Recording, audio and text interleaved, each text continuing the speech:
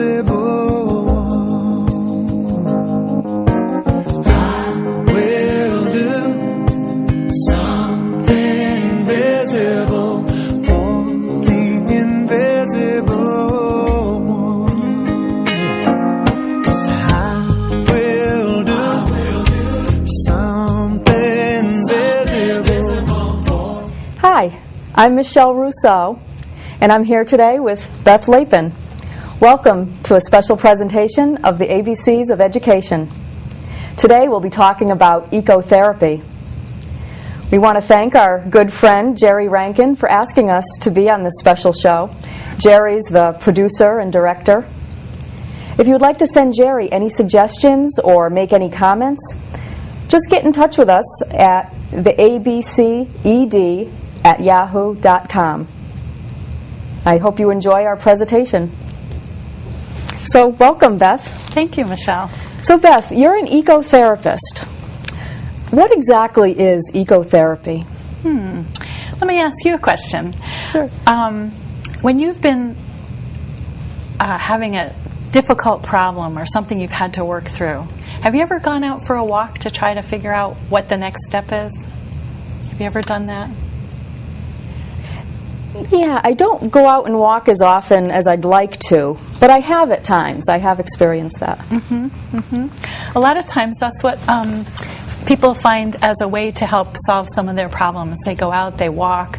Before they know it, they're starting to look at their neighbor's flowers, or they're listening to the birds singing, and before they know it, they come up with a solution to their problem. Yeah. I do some writing also, and when I am stuck on a plot, I'll go out for a walk. And before I know it, on the way back, I've figured out what comes next.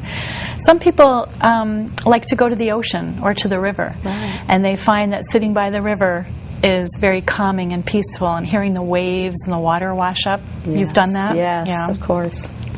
Well, this is all part of this new emerging field called ecotherapy, which promotes mutually beneficial relationships between people and nature. Ecotherapy encourages us to use not our head and not our thought process, but our hearts and our senses to get in touch with nature, the natural world around us, the plants and the animals. The first person who used the term, Howard Kleinbell, he defined ecotherapy as healing and growth nurtured by healthy interaction with the earth. So ecotherapy involves us getting out into the woods or into the parks, spending time outside, sitting by flowing water, by the ocean, even sitting in a car or a train watching the scenery go by and looking at the trees out there or the ponds as we go by. It can include interactions with domestic animals such as our dogs or our cats or horses. Do you have dogs or cats? I don't. No, I have cats, and I definitely know that when you have a purring cat on your lap, it's very soothing and relaxing. Oh, yeah. I love cats. Yeah, so it can involve gardening, house plants. We have some plants right there. Or working out in your garden outside with vegetables or any kind of plants outside. Can involve being in the forest and looking at the plants there. In essence, it's anything that gets us interacting with a species that's other than our own. Okay. So it's not necessarily deep in nature. It can be right in your own home, right around your own yard. Yes, yes, especially for example, elder people who can't get out and about. They still have access to some of the value and the therapeutic nature of nature. Yeah, great. Yes. So there are actually therapeutic benefits to ecotherapy. Can you tell us a little bit about these benefits? Yes, some of us have intuitively known that nature is a good place to be and have gone out into the woods or spent some time outside to help us feel better. And the research is proving that this is actually true. And there's probably 3 different categories it can be broken down into. So, for example, there are medical benefits to ecotherapy, and I can share with you some of the research that people have found. Yes, please. The researchers have found that if you're in the hospital and you have a window with a view, that you will heal faster. You will be discharged a day earlier. You will use less pain medication, and you'll be nicer to your nurses than if you don't have a view at all. All because of a view of nature. Yeah. And they've also found that people who undergo surgery, that if the room is piped full of music or sounds really, that are from nature, birds calling, the sounds of waves washing on the shore, or that if there are murals around of scenes of nature, then the same thing happens, that people are able to heal faster and they don't require as much medication. And if we can generalize from another study in Michigan, in a prison, they found that the prisoners who had cells that faced the inner courtyard were sick 24% more often than the prisoners who were out on the outer edge and could overlook the fields. So those put together give you a sense that there's actually a medical benefit to being involved with nature and letting it be a way for us to heal faster. There's also some emotional benefits.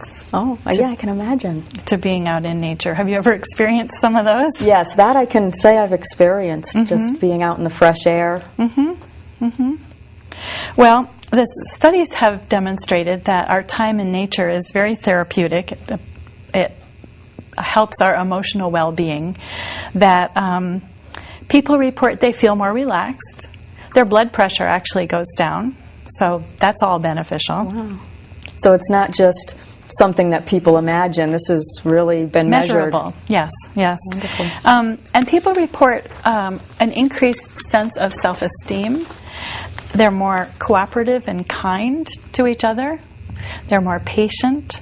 They have a better outlook on life and view of other people just from being outside in nature. And these can be very simple participation in nature, from activities such as jogging outside, living in apartments that are nearby green areas, or activities that are more intense that you almost were referring to previously, where sometimes people participate in wilderness camps or large hiking experiences. So those definitely help, but you can go the whole range from something very simple to something fairly intense to get some of the same results. There also are therapeutic benefits that can apply to those dealing with some more serious issues, such as depression, anxiety, or ADHD. And there's, for example, in Holland, they found that people who lived within a half a mile of a green space had less anxiety and depression than people who lived farther out. Just living closer to the green area made them feel better. That's amazing. Which gives you something to think about and to pause and think about when you think about some of our cities and the way that they're set up. Yes, absolutely. Another study in England, people who were suffering from depression reported that they had a significant decrease in depression after they went out for a walk, and that they experienced either no change or actually more depression when they did the same amount of walking, but they did it in a mall. Wow. So it's not the physical moving, it's not the actual walking that makes a change. It's not just a physiological change, but it's where you're doing it. It's the environment you're doing it in. I guess I personally can really relate to the idea of not really feeling very good about walking in the mall. I was thinking about that, and I was thinking, yes, I can see that, because if I were walking in the mall, I would be thinking, I can't afford this, I can't afford that, or why do people ever buy these things or those things? But so that could really bring you down, walking in that environment.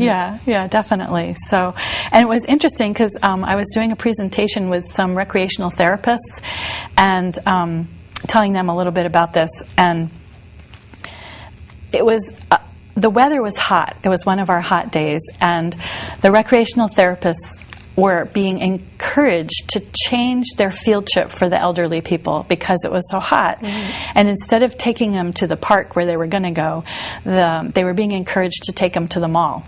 And then I had just given them these statistics, and they said, "We're going to the park." Wonderful. So these are some of the statistics that relate to the therapeutic benefits.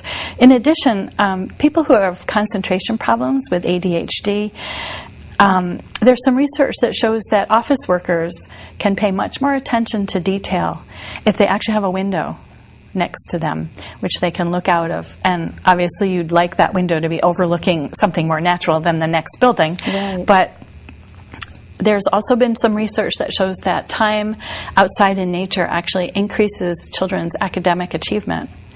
I am familiar with some schools that actually take their hyperactive kids outside before school, take them out for a walk, kind of get it all out of their system. And get them ready for the day. Yeah, yeah. So those are some of the therapeutic and emotional and medical benefits that ecotherapy research has actually demonstrated. It's a hard thing to tease apart sometimes, but those are some of the research that's been published that supports all that. Yeah, so we really all need to get out there and get into nature for these benefits. That would be my suggestion. Definitely. So we know that ecotherapy works based on the statistics that you just talked about, but how exactly does it work? Can you address that? Well, that's a really good question, because that's difficult to tease apart. There are some suggestions, and I can share some of those with you. Yes, please. One is that the idea of being out in nature, that it's restorative. So, for example, the example that I gave you about being in an office and having difficulty paying attention to detail unless you had a window. When we're in an office situation, we often have a continued focus on a task. We're very directed towards what it is we're doing. Sometimes we're in a cubby, we have people sitting next to us, we have to block out their sound. And there's a fatigue. There's actually a name called directed attention fatigue, which our brain experiences when we've been spending too much time focused on a task and trying to weed out all these other things, and we basically start to become less functional. We become more impulsive, we get distracted, we're irritable, we're grumpy. And a lot of this can be fixed, basically, by the opportunity to spend some time in nature or even looking out the window. And the idea that nature is restorative in the brain chemistry and the brain dynamics, the idea is that when you're looking outside, you have the broad landscape and you have the fine focused areas. You have small insects that you look at and you're like, what are those ants doing? And then you have large trees, and you have that combination of small and large, wide and narrow, that helps your brain and your eyes have diversity, and it restores your brain's ability to then focus again. That's interesting. So that's one aspect of why people think that the time in nature is helpful. Another aspect is spiritual. There's Eckhart Tolle is a spiritual leader who suggests that we move beyond looking at the interesting and find the magic and the mystery and the majesty in nature. So, for example, if you're out and someone is telling you about how a car works and different things, you'll say, oh, that's interesting. But if you're out there looking at the sunset, that's not likely to be the words that come out of your mouth. You don't look at the sunset and say, oh, isn't that interesting? Right. No, you look at it and you go, oh my gosh, look at all those oranges, look at the pinks, look over there, look at how it's changing. And you get a sense of joy and excitement, and it can be quite spiritual in nature. Yeah, a little less intellectual and more in the body. Yes, yes. And so it has that balancing. Another example is when you go outside at night and you look up at the stars. You've got this dark sky and you've got all those stars. And you can look at those and say, wow, I'm little